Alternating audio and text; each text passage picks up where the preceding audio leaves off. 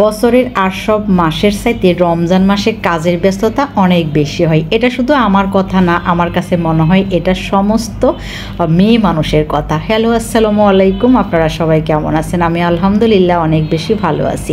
তো এবার আমি চাইছি যাতে রমজান মাসে আমি খুব বেশি পেরেশানিতে না পড়ি বা এত বেশি ঝুট ঝামেলায় না পড়ি। তার জন্য আমি রোজার ঠিক আগের দিন কিছু জিনিস ফ্রোজেন করে রাখছিলাম। তো আজকে আমি এখানে বানাতে বসে গিয়েছি পেঁয়াজু। এই পেঁয়াজুর জন্য আমি অনেকগুলা ডাল ভিজিয়ে রাখছিলাম সেই সকালবেলা, আর ডালগুলা যখন ভিজে গেল তখন আমি এগুলাকে ব্লেন্ড করে নিয়েছি।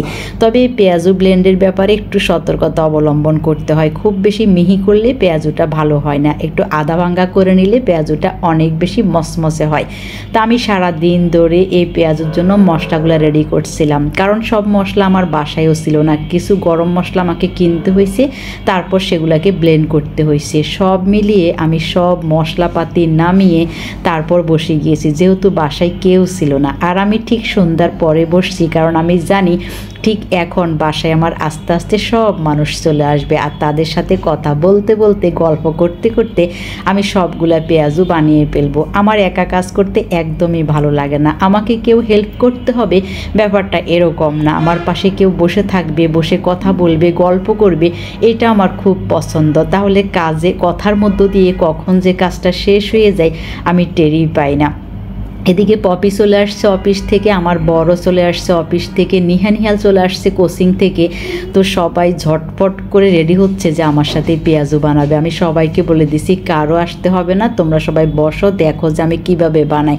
পপি তো কোনো কথা শুনবেই না, ও বলে যে আমি একটু ট্রাই করব। যাই হোক, ও চলে আসছে, এত বেশি কথা বলতেছে, আমি কিন্তু ভালোই মজা পাচ্ছি। কয়টা পেঁয়াজু বানাইছে সেটা বড় কথা না, আমার পাশে বসেছিল, গল্প করছে, আমার কাজে হেল্প করছে, এটা আমার কাছে অনেক কিছু। এজন্য আমি বাসায় যখন লোকজন থাকে তখন কাজ বেশি করি, আর যখন লোকজন থাকে না আমি শুয়ে বসে মন খারাপ করে সময় কাটিয়ে দিই।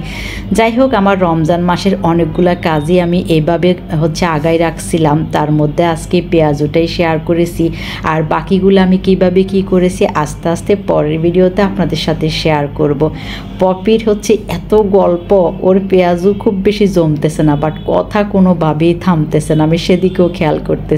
এদিকে আমার পেঁয়াজু দিয়ে প্লেট ভরে যাচ্ছে। এগুলা এই প্লেটে করে আমরা ডিপ ফ্রিজে রেখে দেব, আর যখন একটু শক্ত হয়ে যাবে তারপরে বক্সে করে রেখে দেব। আর যতগুলা বক্স হয় সব বক্সগুলো আমরা ডিপ ফ্রিজে ফ্রোজেন করে রাখবো। আর এটা সুবিধা যখন লাগবে তখন ঝটপট নামিয়ে ভেজে ফেলবো। Thank you so much.